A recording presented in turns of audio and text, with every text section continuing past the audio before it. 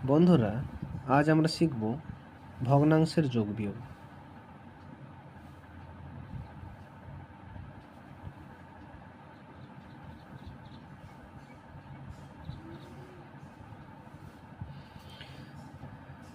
ধরো লেখা আছে 2-এর 3 যোগ 3-এর 5। আমাদের সর্বপ্রথম কাজ হবে ভগ্নাংশগুলোর নিচে যে সংখ্যাগুলো আছে, অর্থাৎ এখানে 3 আর 5, তাদের লসাগু করা। যেহেতু এটা লসাগু যাবে না, আমরা জানি যে যখন লসাগু না যায় তখন পরস্পরকে গুণ করতে হয়। লসাগু হলো 15। তোমরা একটা লম্বা দাগ দেবে, নিচে লসাগুটা লিখে ফেলবে। 15 ছিল, 15 লিখে ফেললাম।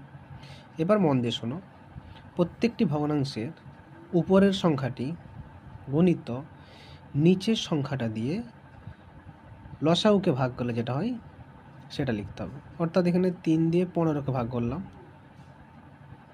3 5-এ 15। ভাগফল কত বেরোলো? 5।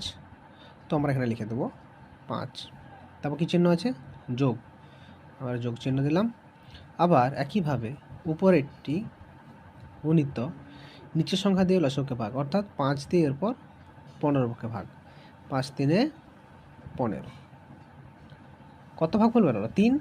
লিখে দিলাম 3 সমান 2 5-এ 10 যোগ 3 3-এ 9 বাই 15 সমান কত হচ্ছে দেখো? এটা 10 আর 9 যোগ করলে 19 বাই 15।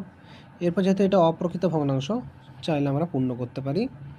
সেক্ষেত্রে ভাগ করলাম,